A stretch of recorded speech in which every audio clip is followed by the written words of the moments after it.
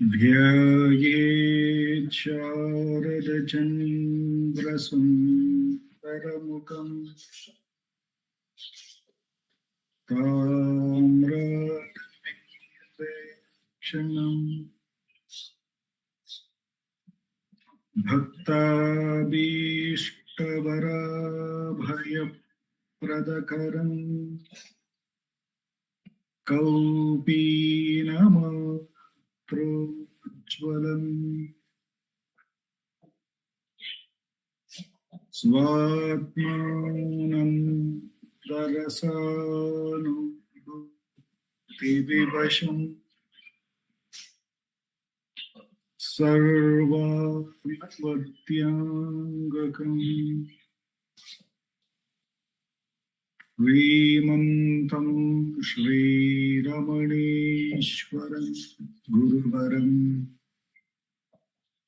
Yogasanam Dhyasitam Dhyayet Shri Ramaneshwaram Dhyayet Shri Ramaneshwaram Dhyayet Shri Ramaneshwaram Hridamtye Kevalam Brahmamatram Yahamahamiti Sakshatatmarupena Bhati Hridi Vishamanasa Swam Chimvata Pajjatavam Pavana Chalanarodha Atmanishto Bhagatvam. Ramana, in this Tuesday satsang from Ramanacentre for Learning, Bangalore, we have been meditating on reminiscences by Sri Mahakrishna Swami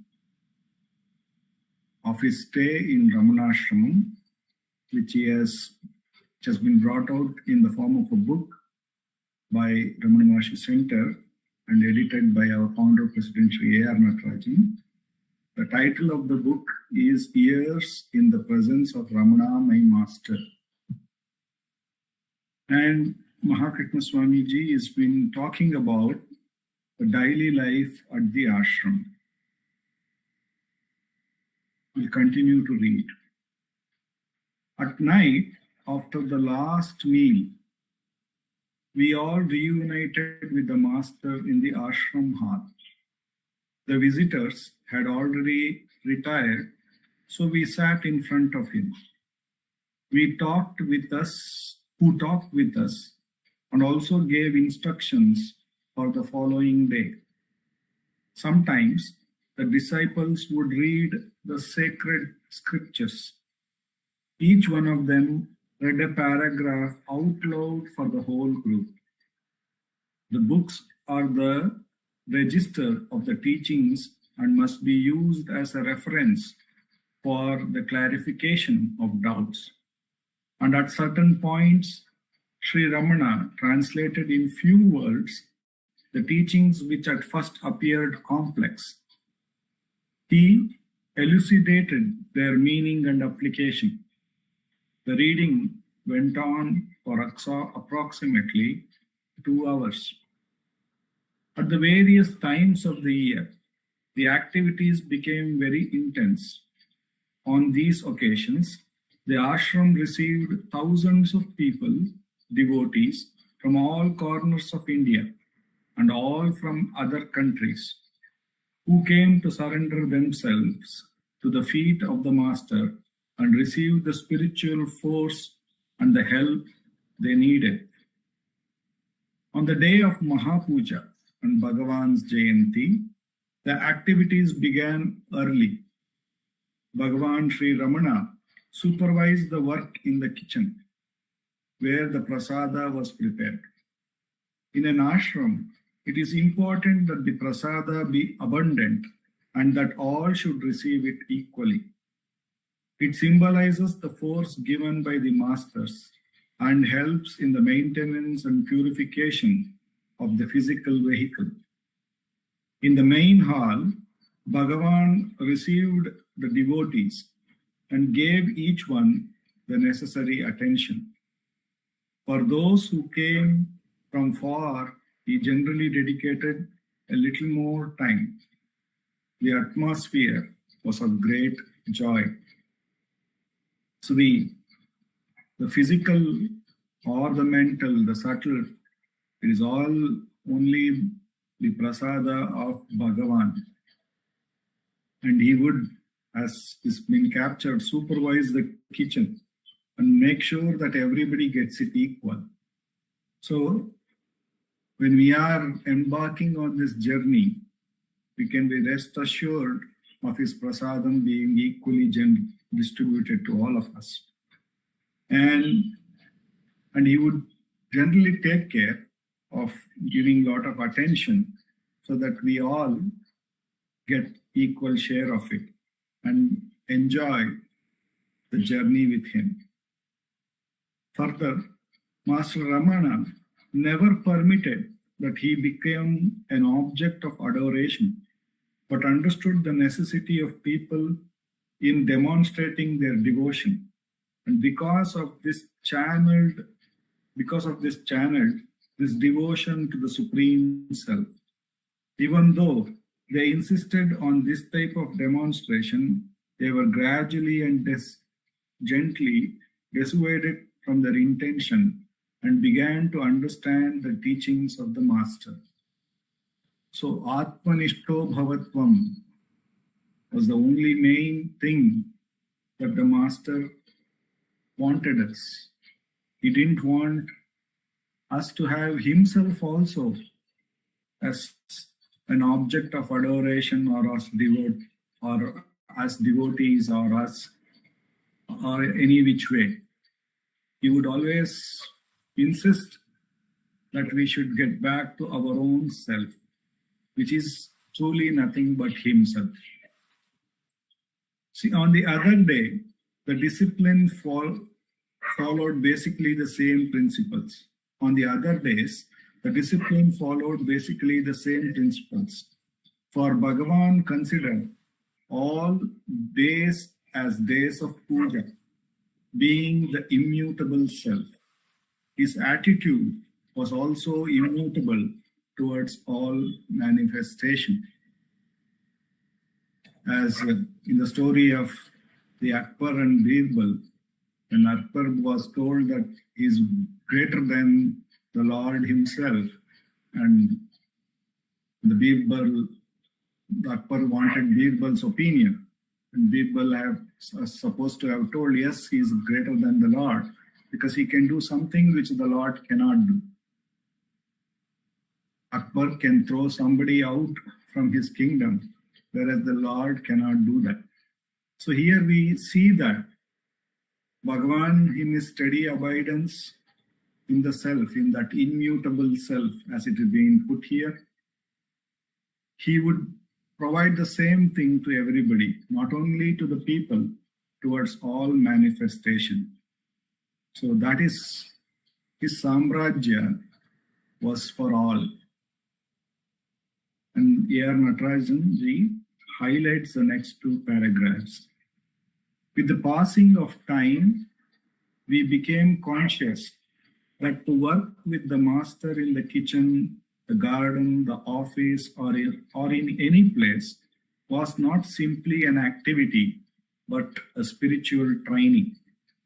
The first step to spiritual consciousness is learning to obey the Master without internal or external questions. That is, without the interference of opinions or whims, which are of the profane ego and thinking mind. For the self that we do not emit opinions, nothing would make Sri Ramana happier than to perceive that someone had understood this teaching. I repeat this paragraph once again. With the passing of time, we became conscious that to work with the master in the kitchen, the garden, the office, or in any place was not simply an activity, but a spiritual training.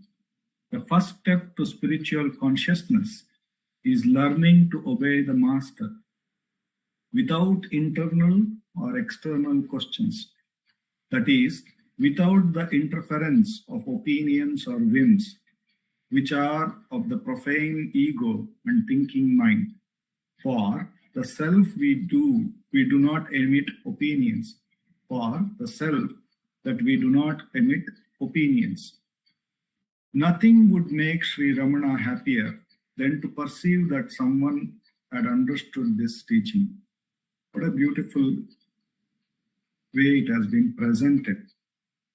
To understand the true nature of the self, which doesn't emit any opinions, and to have understood that, and to be available like that to whatever we work, whether it is in the kitchen, the garden, the office, is the real spiritual training or the spiritual thing, or the spiritual consciousness as it has been put here.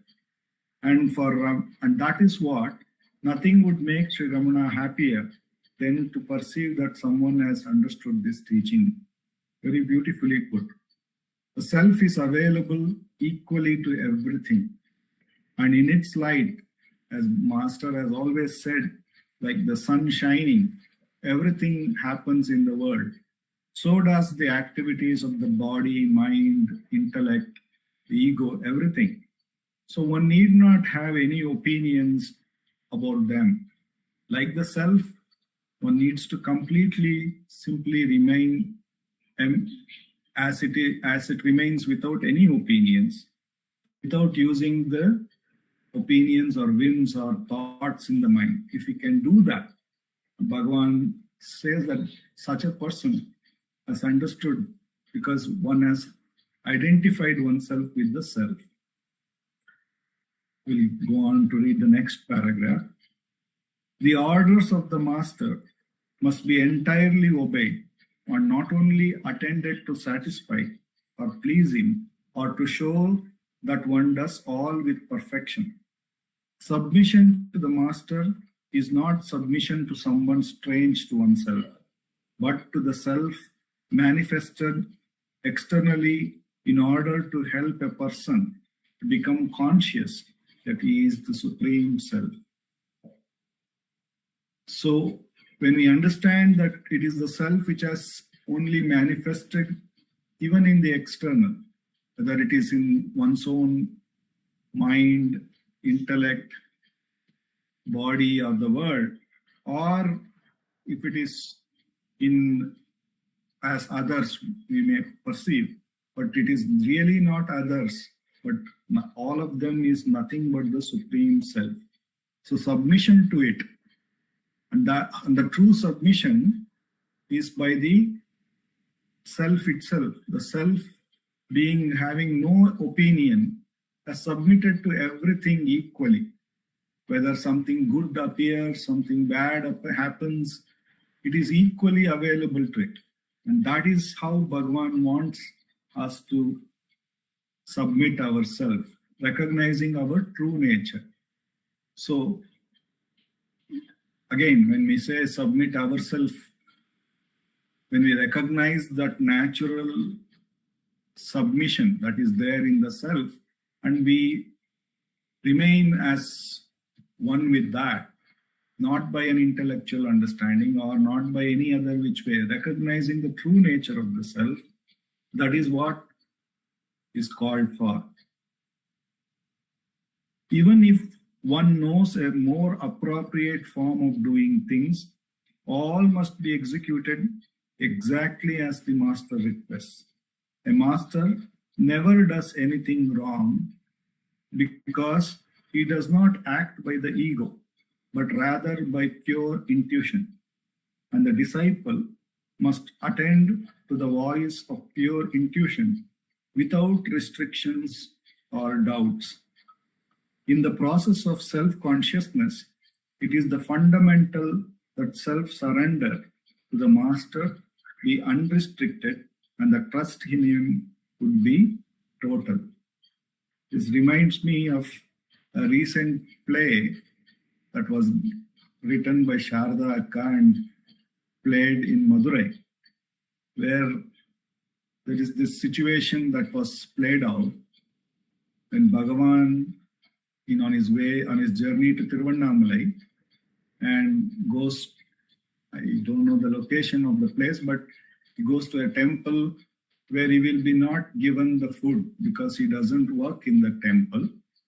And the person who is playing the dole, he recognizes that Bhagavan is some great being. And he says that it is Shiva himself who is asking for the prasadam, and why don't we give it to him? And in doing so, when the recognition happens by this player or by the musician, and it was enacted in such a beautiful way that Shiva himself appears. And he says that you should recognize,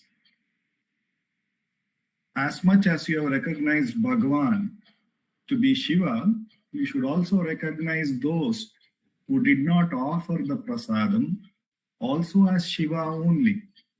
So Ishvara teaches him how to see all the manifestation as nothing but him. And then if the conversation goes on, I don't remember each bit of the conversation, but some important things was that the musician asks that how to know what is the voice of the Lord and what is the voice of the mind, because both seem to emerge from the same place. And the beautiful example that was given was like how the dole that he plays simply doesn't make any music of its own, simply stays. And however he plays it, that's how it comes out as a form of music. And Shiva says, like that, surrender all of your mind, intellect, ego, everything, and don't use them, as it has been very beautifully depicted here. Don't use your opinions or whims. If you can stay that way, and then whatever will be played out through that instrument will be what would be played by the Lord himself. So it has these two paragraphs depicts complete surrender to the Lord's cause. And if we can remain without any opinions and whims and let the pure self shine and use these instruments for its cause, that's all that we need to do. And that has been said by Mahakrishna Swami here. That is what would make Bhagavan happier, that one has perceived and understood his teachings. Because that is how the self really manifests itself. It is all done by that one great engine. There is no need for us to have an individual idea and then to further burden ourselves with the idea that we are carrying the load and we have to safeguard it. We should totally understand this body and the burden that we are carrying is all carried by that one engine. And rest assured that it will all be taken care, as Bhagavan keeps saying. So, a beautiful reminiscences by Mahakrishna Swami. The self-enquiry that Bhagavan has given us is truly nothing but the surrender. Total surrender. When thoughts rise, we don't reject them. We don't say that it should be there or it should not be there. We simply inquire, to whom is this? And the answer obviously would be that it is for me. Further, when we inquire, who am I? We move the attention to that one individual who was the seer of the thoughts, perceiver of the thoughts, and who thought that he is the knower of it. And when we really question, who am I? Are you the real knower? And who are you? When we question and try to find the source of that I, then we recognize that the pure self, the pure being consciousness, is the only thing which is the true light which can reveal anything. And it is there without any claim, without any opinion. So when we recognize that again and again by inquiry, the more and more we become clear of our nature, and the more and more we recognize that, like the sun ever shining, the self is simply shining, not interested in any objects.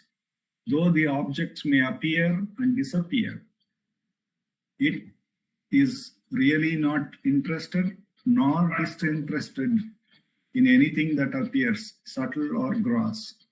And the more and more as we recognize our true nature and remain there, Bhagavan says, all will be absorbed in that one true self.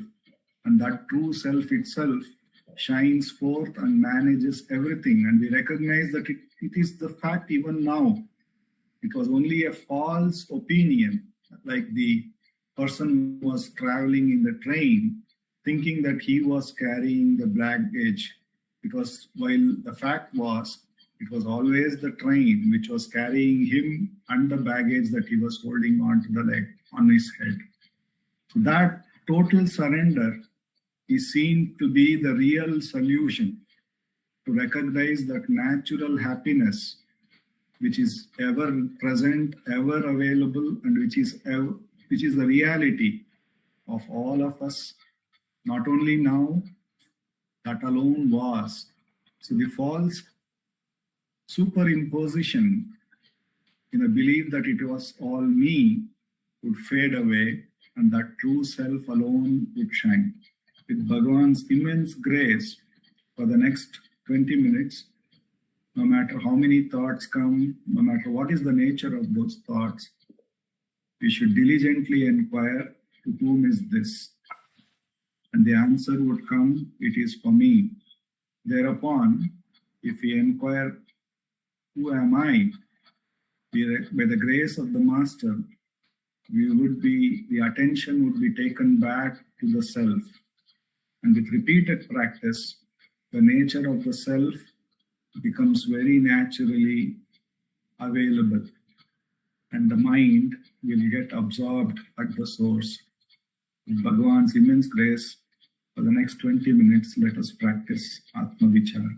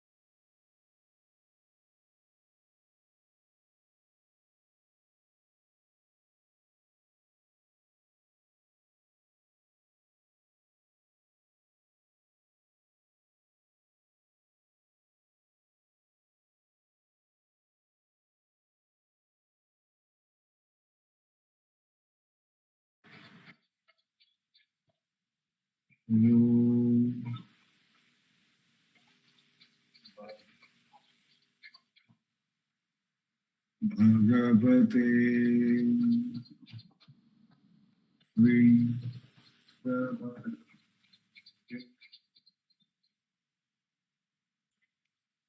I request Nandakumarji to conduct the self-inquiry or meditation.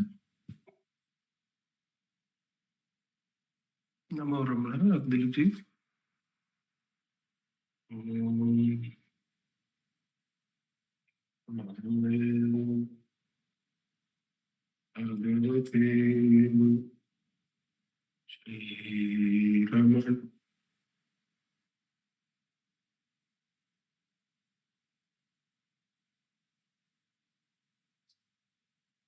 Namo Ramana. I thought we will spend the rest of the 16-15 minutes or so meditating on verse 12 of Ulladu Narpadu. This morning we were meditating on it in some other satsang. So I thought I will take that itself as the verse for meditating in this satsang. The 12th verse is actually a putting together of verses 10, 11 and 12. The verse number 9 would have been about dyads and triads. இரட்டைகள் முப்புடிகள் என்றும் ஒன்று பற்றி இருப்பவான் அவ்வொன்றேதென்று கருத்தினுள் கண்டால் கழலும் அவை. That would be verse number 9. Then 10, 11, 12, Bhagavan would have taken up the enquiry into the dyad of arivu ariyamai, knowledge and ignorance, which is what the work is about. The work is a jnana marga work. So obviously the dyad taken is not like or dislike or right or wrong, which are the dyads used in some other meditations. But the dyad used by Bhagavan for taking up the enquiry into the whole of the mind, the dyad taken up is arivu ariyamai. And how does he gradually build it up to verse number 12?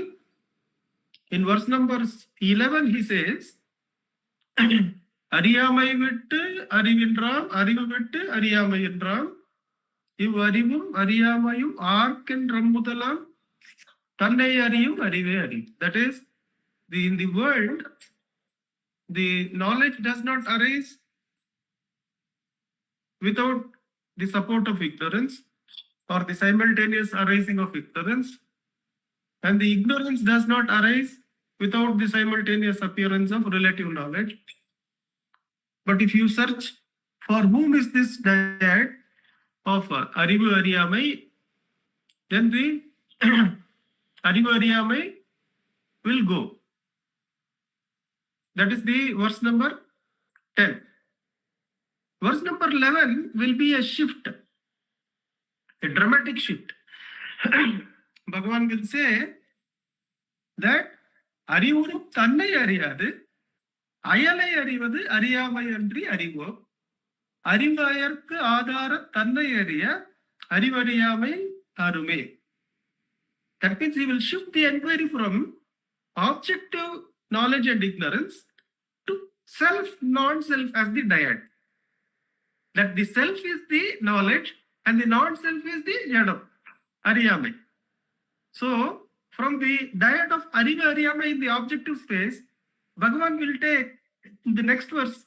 If you don't know the self, then anyway worldly knowledge is all ariyamai only. அறிவுறும் தன்னை அறியாது, அயலை அறிவது அறியாமை என்று அறிவு. That means he shifts from the dyad of the objective knowledge and ignorance to self as chitta and the non-self as the jadam, ariyam. What we should keep in track simultaneously is all these dyads represent the Ida and Pingala in the raising of the Kundalini. The dyads like inbam, tunbam, pain and pleasure, like and dislike, right and wrong. You forget about what are the individual chakras, but these dyads depending on their grossness, you can see when you are dealing with pain and pleasure, you are in one of the lower chakras. When you are dealing with sattvic food or with rajasic food, we are in somewhere middling. Then what kind of speech we have, what kind of thoughts we have. Dileep would always say whether it is good thought or bad thought, how does it matter? Still, the duality is good and bad. Bhagavan would take us from there to Harivu Ariyamai, that anything you objectively know is simultaneously arising with ignorance.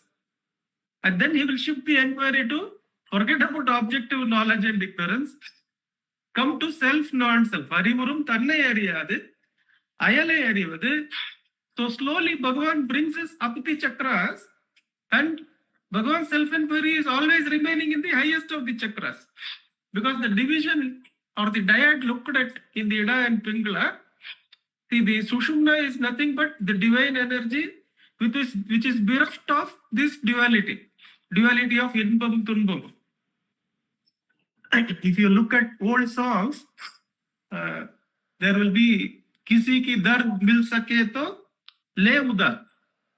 That means in the philosophical part of this song, the poet would have said, if you can share in the troubles of somebody else and go to a happiness which gets relieved of that trouble, then you don't need to wait for that trouble to come to you.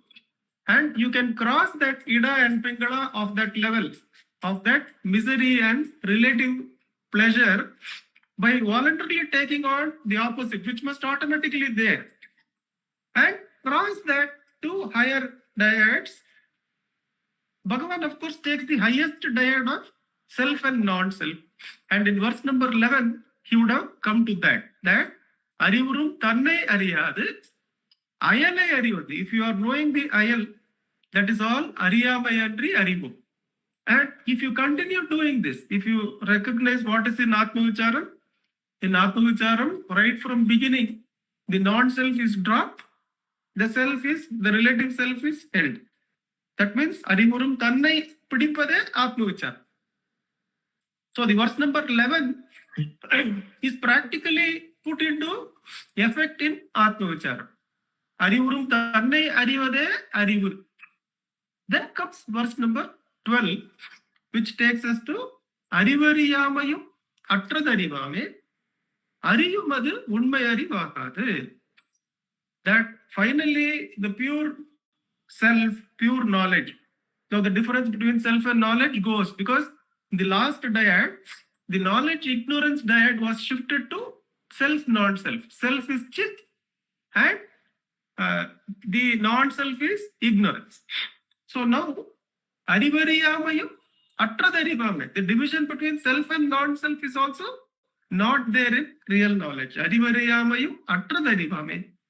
Ariyumadu unmai arivagadu. If you say you know, then that is not real knowledge. If you say you know, that is not real knowledge. Can you say you do not know?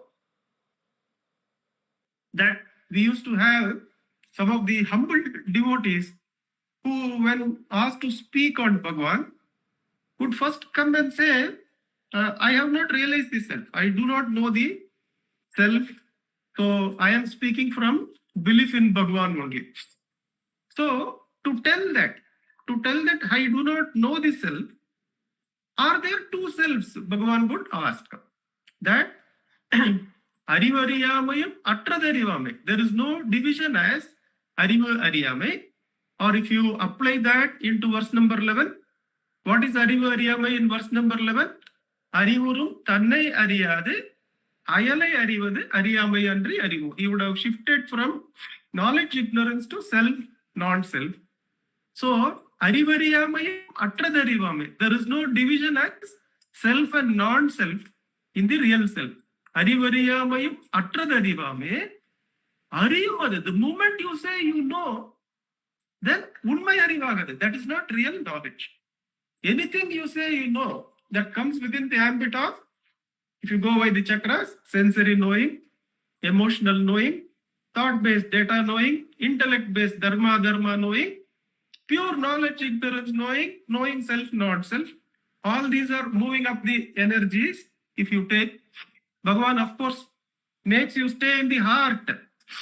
What should end up from Sushumna into the heart, Bhagavan stays in the heart all the time by asking you to do from where the I thought arises. But in the verse, how does it go? Arivariyamayam atradarivame. The division as self and non-self is not there in true knowing. Arivariyamayam atradarivame. Ariyumadu unmai arivagadu. If the self feels it knows something, then it has come into the area of non-self. It should immediately reject that, either itself or another. If it says, I know that fellow is a cutthroat fellow, that means the self has divided itself into self and non-self. The eyes and reasoning may tell that, but they are all of the lower chakras. The eyes and reasoning, they work on dyads with the lower chakras. Bhagavan doesn't want us to go anywhere near there. Don't judge anybody, though the data will be there. You are not going to go into those opposites. You are going to only see that there is no division as self and non-self in the real self. Arivariyamayu atradarivame. Ariyumadu unmai arivagadu. The moment you say, I know, you have come to Ida and Pingala. To come to Sushumna, you should ask, for whom is this knowing of the other? Ariyumadu unmai arivagadu. Aridarkum, Arivitkarkum, Andiyamindra Yavirvat. To know there must be the separation between knower and the known. That is not there. Arivitkarkum, to know oneself, is there a self apart? Is there something apart to reveal my existence? No. In self-knowledge, the self itself is knowledge. There is no knowledge of the self. There is self which itself is knowledge. Sattaya vichitta. So from Ariva Ariyama in the world, Bhagavan would have come to knowing self, not knowing. Then any knowing and not knowing is not there in self-knowledge, because are there two selves? Arivariyamayu atradarivame. Ariyumadu unmai arivagadu. Aridarkum, Arivittarkum, Anniyamindrai avirvadal. There is no another in the self. In the self alone is there. And it is shining self-luminously. It doesn't need a light apart from it. Tan arivagum paழன்றறி. Now that it has removed all the Ida Pangala chakras and it has come to the heart, it has voided all the energies. It has voided all the objects of all the dimensions. And it has come to the silent self, Paralina. The Sushumna has come to the heart. It is now Lina in the heart. Does it mean this self is void? No. It is the simultaneous fulfillment of all desires, says Vedanta. The Upanishads say that abiding in the self can be called as, if you go to the lower chakras where desires are all there, this abidance in the self is actually the simultaneous fulfillment of all desires. It is the simultaneous appeasement of all the Ida Pingala divisions. And that Sushumna, the divine energy, the Spurana, going and subsiding into the silence of the self in the heart. Tan Arivagum Paழன்றறி. All the Kalyanas, all the Vibhutis are present only in this self, which is not divided as self and non-self.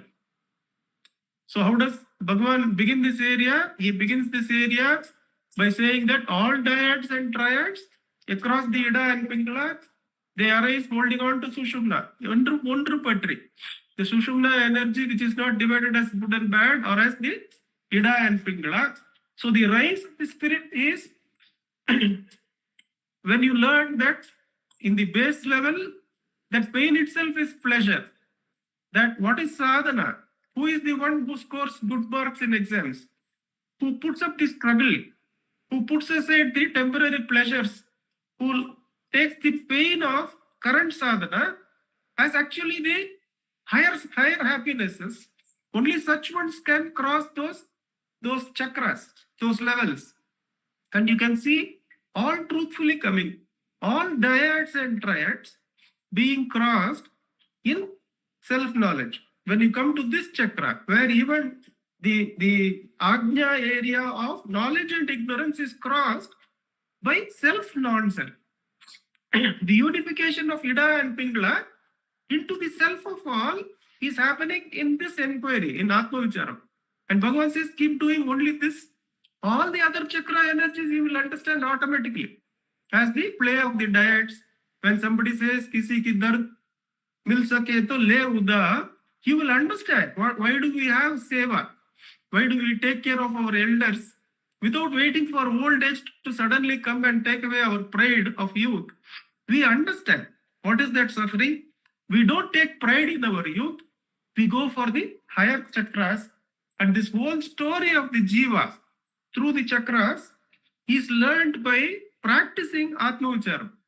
By practicing Atma Vicharam and abiding in the heart, you don't come in the way of any of these sadhanas. A poet writing about seva, you don't come in his way. You don't come in the way of Kandadasan when he says that Inbattil Tunbam, Tunbattil Inbam, Iraivan Vagatta Niyadi. That there is happiness in sorrow, there is sorrow in happiness, is how God has designed. He is actually taking the Ida Pingala spiritual work to the common man. Why should we come in the way? Understand that and understand the delectable subtlety of Bhagavan's teachings. How he has taken the Ida Pingala energies to the highest of self, non-self. And keep saying, you keep working on this, the whole story is an open book to you. Without coming in the way of any sadhaka, you can come and abide in the heart of all, which is Parandru Ari. Arivahu Parandru Ari. It is the fullness of the self-luminous self. It cannot be void, says Bhagavan in verse number 12. A few points from this verse we could take in this short time available to us. Om Namo Bhagavate Shri Ramanaya.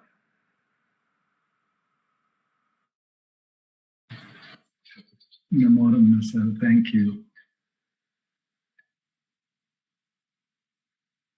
Aparasachit Sukavaridashe Yasyormimatram Bhuvanam Samastam Guhahitam Tam Ramanam Gabhiram Chinta Vihinam Hrudi Chintayami Chinta Vihinam Hrudi Chintayami. Namo Ramana. Thank you all.